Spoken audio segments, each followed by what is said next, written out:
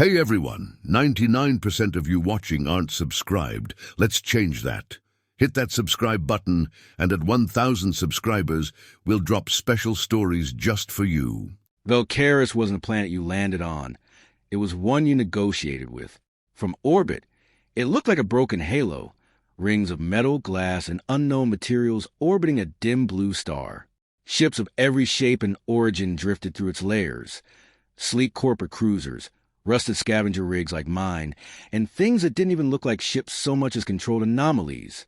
I guided my vessel, the Rust Line, into one of the docking lanes. The automated system tried to handshake with my navigation. It failed. Yeah, not today, I muttered, slapping the console until the manual override engaged. Velcaris didn't like ships that couldn't be categorized. Too bad. The docking clamps latched on with a heavy thunk. A moment later, the airlock hissed open, releasing a breath of stale, recycled oxygen. I stepped out into the market. The first thing that hit me was a sound, not loud but layered. Dozens of languages, some spoken, some projected directly into the mind. Mechanical chimes, organic clicks, the low hum of energy fields keeping incompatible atmospheres from mixing. The second thing was a smell. Burnt metal, sweet spices, ozone, something faintly rotten. Welcome back to the worst place in the galaxy, I muttered to myself. Velcaris was where you came when you couldn't find what you needed anywhere else, or when what you needed probably shouldn't exist. I pulled my coat tighter and moved through the crowd. A cluster of insectoid traders argued over crystalline data cores, their limbs snapping in agitation. A floating sphere of liquid light displayed shifting images, memories for sale if you had the right interface. Somewhere to my left, something screamed, briefly, before being cut off. Normal. I wasn't here to browse. I was here because my last job had gone bad. Cargo lost. Credits gone. Reputation questionable. I needed something valuable. Something rare. Something I could flip for a profit. That's when I heard it. Pick one of my girls, human. The voice didn't come through my ears. It slipped directly into my thoughts, smooth, deliberate, impossible to ignore. I stopped walking. Slowly I turned. The crowd seemed to thin around her, not because there was space, but because people chose not to stand too close. The matron stood at the center of a circular platform. She was tall, too tall for anything comfortably humanoid. Her form shimmered, edges blurring like heat haze. Layers of translucent material or flesh shifted around a core of dim, pulsing light. Her face didn't stay the same long enough to define, but her attention was unmistakably fixed on me. You are searching, she said, her voice curling through my mind. I have what you need. I should have walked away. Every instinct I had screamed it, but instincts don't pay debts. What are you selling? I asked. The matron extended one long, fluid limb toward the space behind her. They are. The platform brightened, and I saw them. A line of figures stepped forward. Or perhaps they had always been there, hidden by some trick of perception. 5 of them, all female in general shape, but each unmistakably alien. The first had skin like polished chrome, reflecting the chaotic lights of the market in perfect clarity. Her movements were precise, almost mechanical, but too fluid to be a machine. The second glowed from within. Veins of blue light pulsed beneath translucent skin, like energy flowing through a living circuit.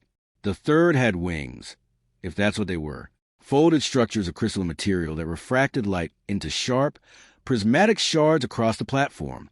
The fourth was beautiful, not just attractive, designed to be perfect symmetry, perfect posture, eyes that seemed to lock onto yours and hold you there. I could feel it even from a distance, some kind of subtle influence. And then there was a fifth. She stood slightly apart from the others, smaller, hunched. Her skin was uneven gray, almost cracked like dried stone. One eye was dim, the other faintly reflective. Her hair hung in tangled strands, uneven and dull. She didn't pose, didn't perform, didn't even look at me. A ripple of amusement spread through the nearby crowd. Oh, this should be good. First timer, maybe? Watch! He'll pick the glowing one. They always do. I ignored them, stepping closer. What are they? I asked. The The matron's form shifted again, something like a smile flickering across her unstable features. Companions, tools, weapons. It depends on how they are used. That's not an answer. It is the only answer that matters. I glanced back at the line. The chrome-skinned one tilted her head slightly, mirroring my movement. The glowing one pulsed brighter, as if responding to my attention. The winged one flexed her crystalline structures, light scattering across the platform. The perfect one met my gaze directly and smiled. I felt it immediately. A pull, subtle, gentle, but artificial. I tore my eyes away and looked at the last one. Still not looking at me. Still quiet. Doesn't seem like she's trying very hard to sell herself, I said. Laughter again. That one, someone scoffed. She's defective. Probably why she's still here. Go on, human, take the broken one. The matron did not laugh.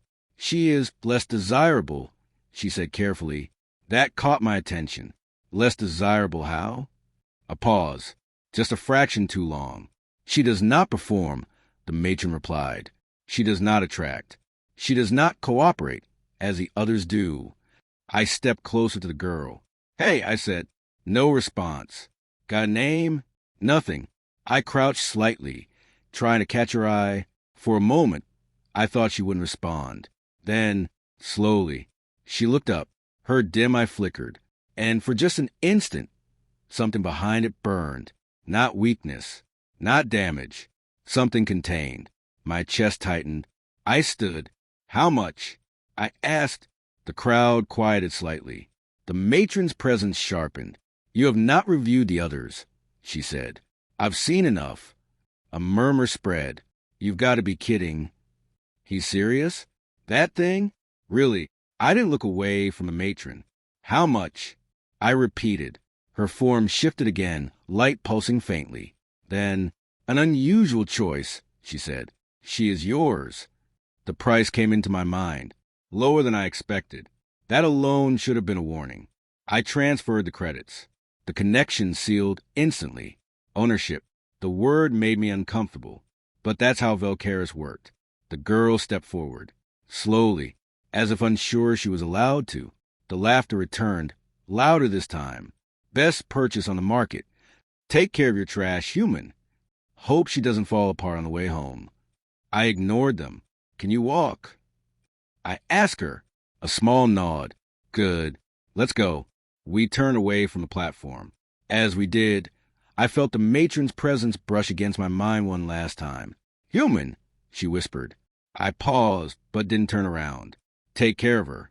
There was something different in her tone now. Not amusement. Not manipulation. Something closer to caution. I didn't respond. We walked back into the chaos of the market. The airlock sealed behind us with a heavy metallic clang, muting the distant chaos of Velcaris.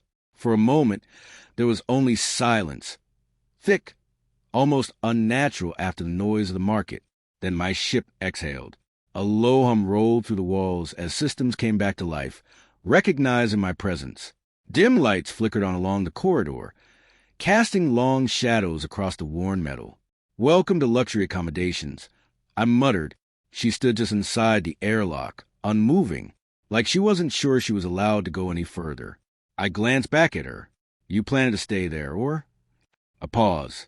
Then she stepped forward, carefully, like every movement had to be approved by something unseen. The inner door slid shut behind her, sealing us in. I walked ahead, shrugging off my coat and tossing it onto a nearby console. Name? I asked over my shoulder. Silence. I sighed. All right. We're doing this the hard way. I turned to face her fully. You understand me, right? A small nod. Good. That's progress. Now, name. She hesitated. Her fingers twitched slightly, like the word itself was difficult to access.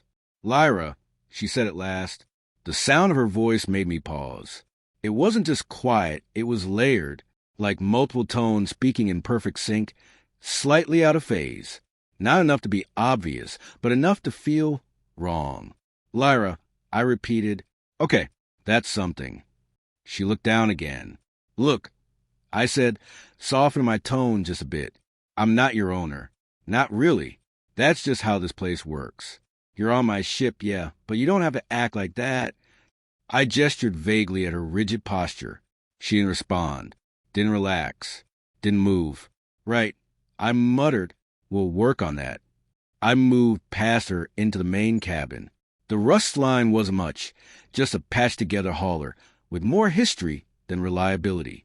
Exposed wiring ran along parts of the walls, and one of the ceiling panels buzzed intermittently like it was thinking about giving up. Home. Sit, I said, pointing to one of the seats bolted to the floor. She obeyed immediately. Too immediately. That bothered me more than if she'd refused. I dropped into the opposite chair and leaned back, studying her. Up close, she looked even worse than she had on the platform. Her skin wasn't just cracked. It was uneven in texture, like layers didn't quite align properly. Some areas were smoother, others rough and fractured. Faint lines traced across her arms and neck, barely visible in the dim light. Damage or design? One of her eyes, her right, was dull, almost lifeless. The left one, though, it reflected light oddly, like it was deeper than it should be. You always look like that. I asked. She didn't seem offended. Yes. No hesitation. No emotion. Just fact. I rubbed the back of my neck. All right, not my place to judge. A brief silence settled between us. The ship hummed. Distant metal creaked as the docking clamps released. We're leaving, I said, more to myself than to her. Good. I've had enough of this place. I reached over and engaged the launch sequence. Outside, Velcaris began to drift away. Inside, Lyra sat perfectly still, watching nothing. Or maybe everything. So, I said after a while, you gonna tell me what you do? No response. I exhaled slowly. Let me guess, that's classified? She tilted her head slightly. I do not know how to answer that. That's not encouraging. Another pause. Then, you shouldn't have chosen me. Her voice was softer now, but heavier. I looked at her. That's twice you've said that. She didn't look up. They were laughing, she continued, but not for the reason you think. Oh. I leaned forward slightly. Enlighten me. Her fingers tightened just a fraction. They believe you made a mistake, she said. That you chose something broken. Yeah, I got that part. They were wrong. Something in her tone shifted. Subtle, but enough. They were? I asked. She nodded once. They were laughing, she said quietly. Because they were relieved. A chill ran through me. Relieved of what? She didn't answer immediately. Instead, her head turned slightly, just a few degrees, like she was listening. Not to me, to something else. The ship lights flickered. Just once. I frowned.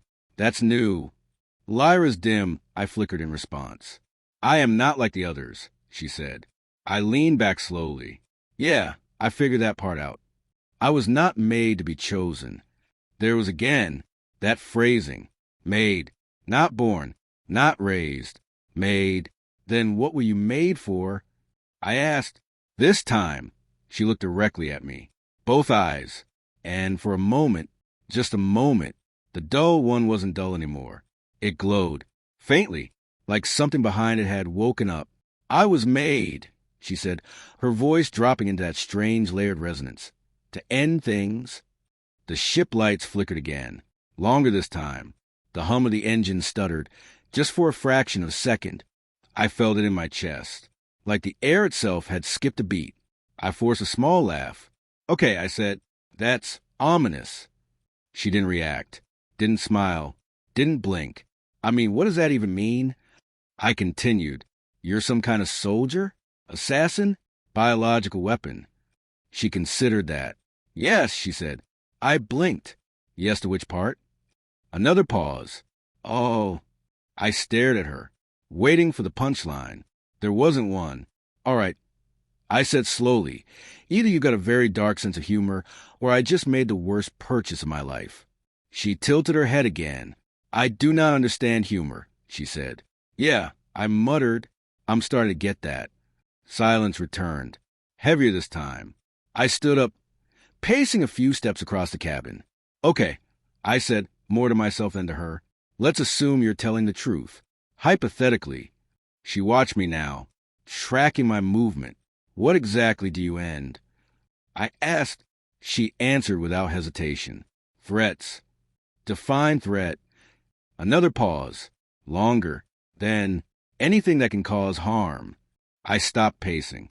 That's a pretty broad definition. Yes. I ran a hand through my hair. Yeah, no kidding. I looked at her again. At the cracked skin. The dim eye. The quiet, almost fragile presence. And tried to reconcile it with what she was saying. Didn't match. Didn't make sense. Unless, why did anyone pick you? I asked. Her gaze dropped slightly. They tried, she said. My stomach tightened. And they stopped. Why? She didn't answer. The ship hummed quietly around us. Outside, the stars stretched as we entered hyperspace. Inside, something felt off, like the silence wasn't empty. Just waiting. I sat back down slowly. All right, Lyra, I said, here's how this is going to go. She looked up again. You're on my ship. That means no ending anything without my say-so. Got it. A small pause. Then, understood. I nodded once. Good. Another silence. Then, almost as an afterthought, she spoke again. You're not afraid. I snorted. Oh, I am. I'm just good at ignoring it. She studied me, carefully. Why? She asked. I leaned back in my chair. Because if I stopped every time something scared me, I said, I'd never get anything done. Hyperspace was never truly silent. It only pretended to be. Outside the ship, reality stretched into impossible ribbons of light. Blue, violet, and something deeper than a human I wasn't meant to interpret.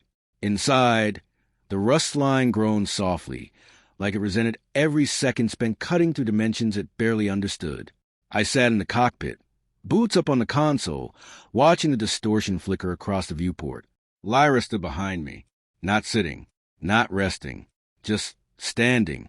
You know, I said without turning, most people get tired. I am not most people, she replied. Yeah, I muttered. I've noticed. 3 days. That's how long we'd been in transit. 3 days of quiet. 3 days of short, careful conversations. 3 days of trying to figure out what exactly I brought onto my ship. Lyra didn't eat, didn't sleep, didn't wander. She stayed where I could see her, like she was following an instruction I hadn't given, or maybe one she couldn't ignore. You can sit, you know, I said. I am functional. That's not what I said. A pause. Then, slowly, she lowered herself into the co-pilot seat. Rigid, perfect posture. Like she was imitating the idea of sitting rather than actually relaxing. I smirked slightly. We'll work on that too.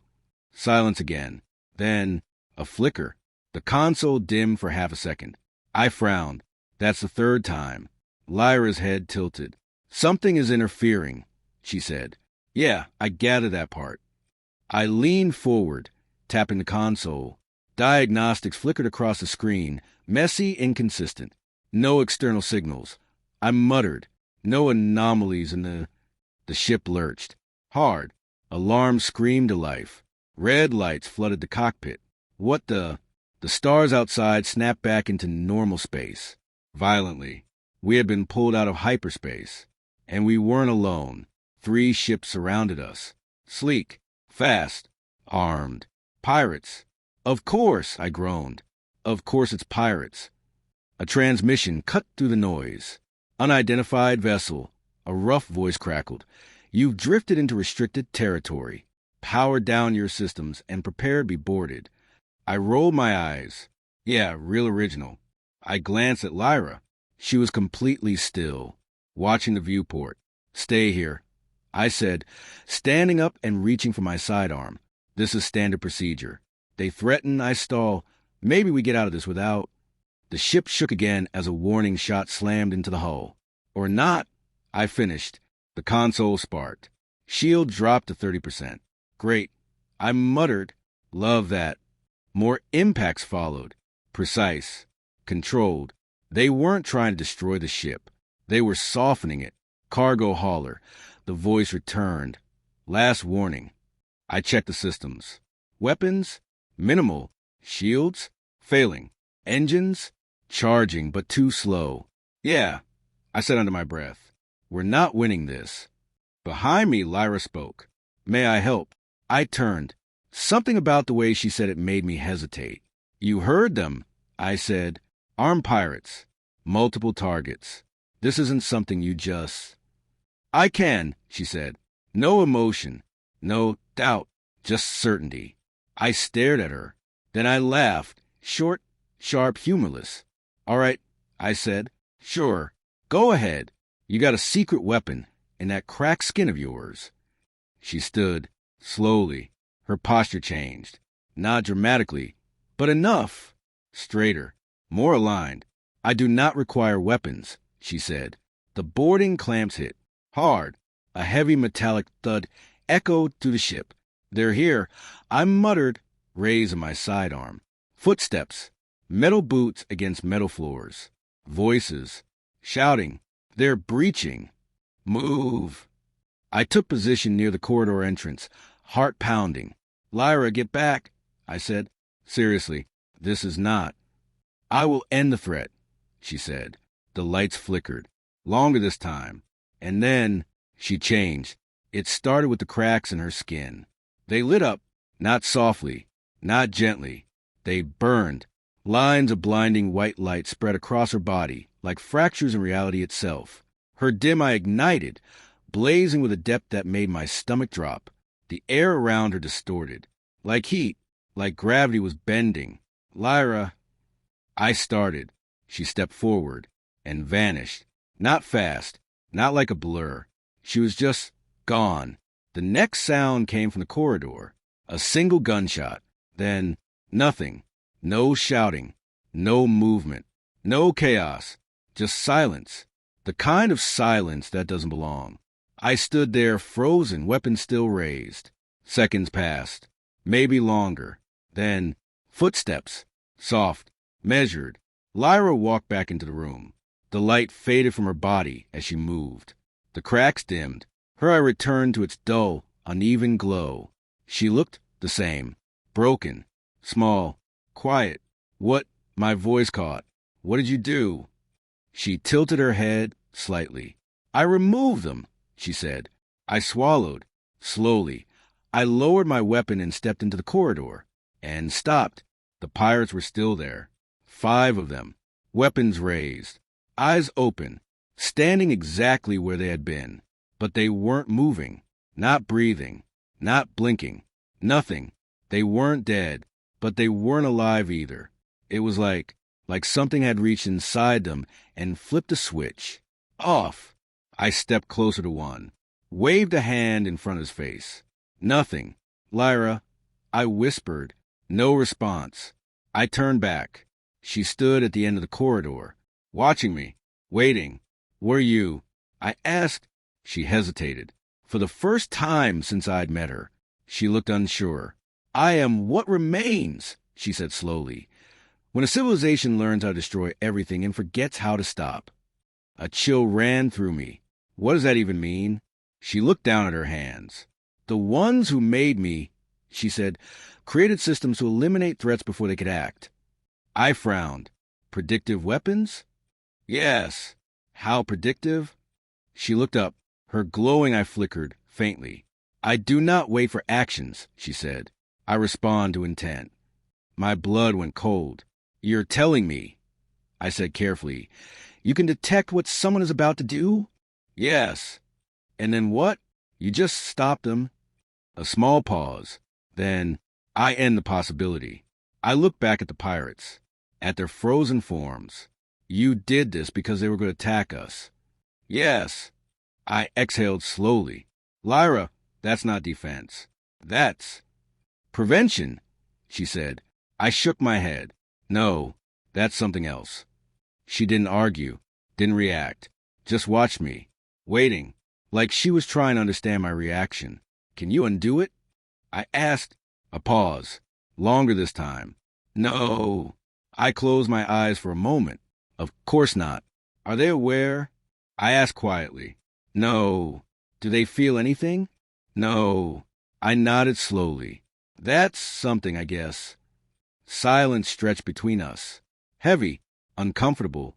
Then, did I act incorrectly? She asked. The question hit harder than anything else. I looked at her, at the cracks, the fading light, the thing that could end people before they even moved.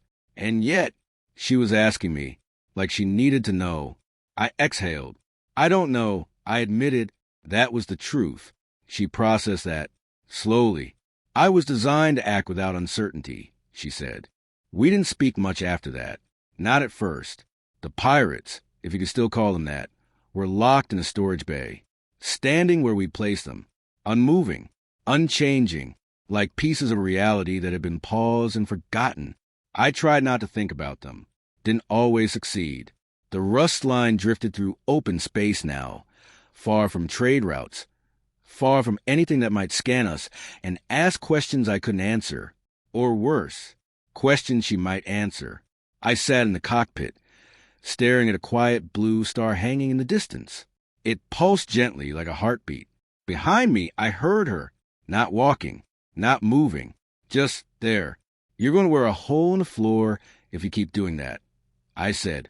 A pause, then soft footsteps. She moved into the co-pilot seat.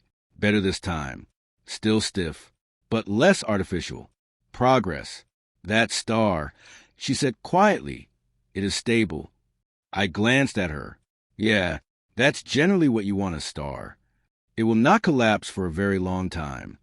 Nope. Silence. Then, that is good. I smirked faintly. You're getting the hang of optimism. I am trying. I leaned back, studying her. She looked the same. Cracked skin, uneven features, that dim, flickering eye. If I hadn't seen what she could do, if I hadn't felt it, I'd still think she was the least valuable thing on that platform. Funny how wrong that was. You've been quiet, I said. I am processing.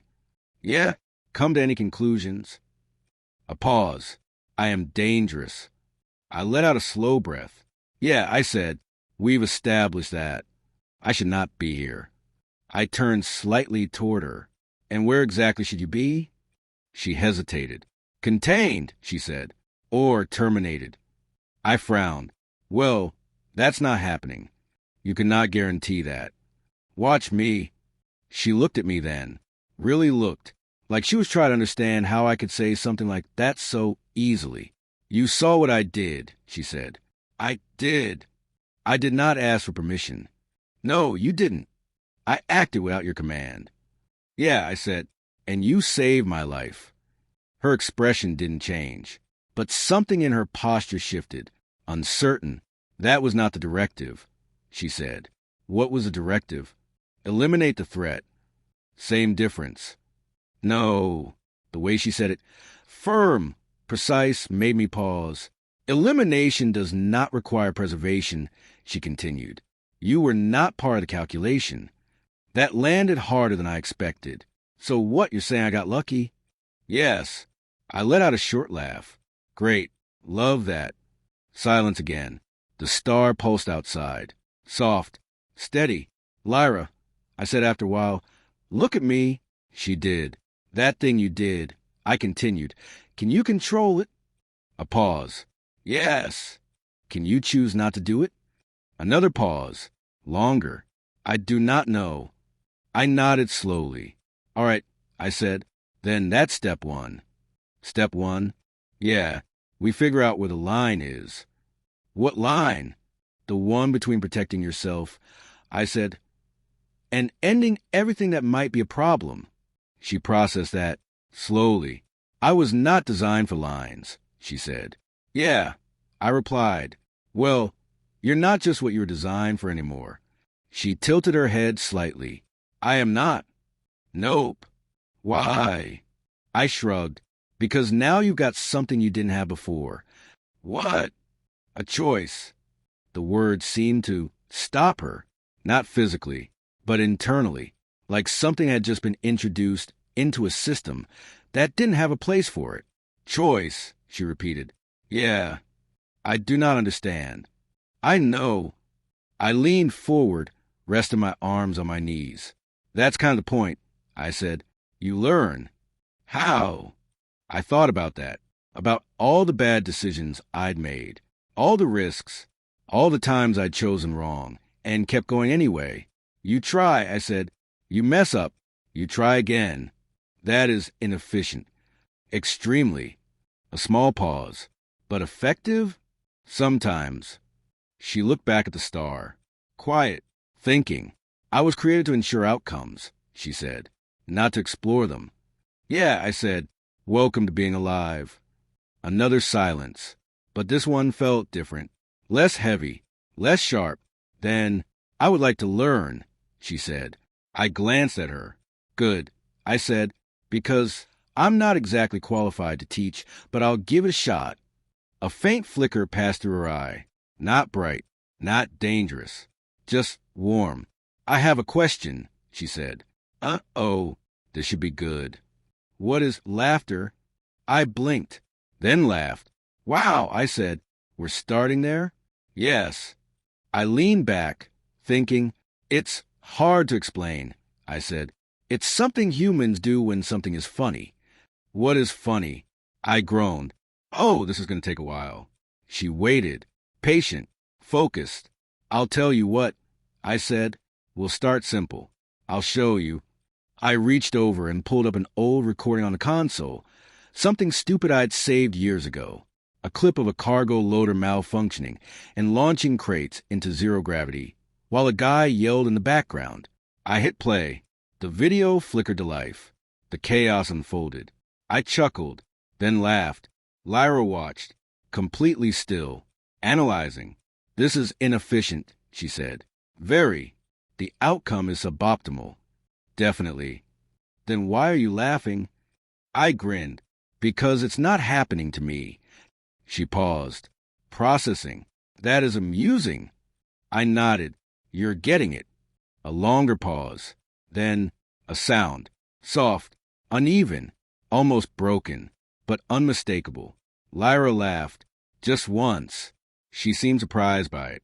That was unexpected, she said. Yeah, I replied, smiling. That's kind of the point. She looked back at the screen, then at me, then, very faintly, she smiled. And in that moment, sitting in a rusted ship, drifting beside a quiet star, something impossible happened. Not a weapon, not a system, not a creation designed to end civilizations, but something else, something new. She chose, not to end, not to erase, but to learn, and maybe, just maybe, to live.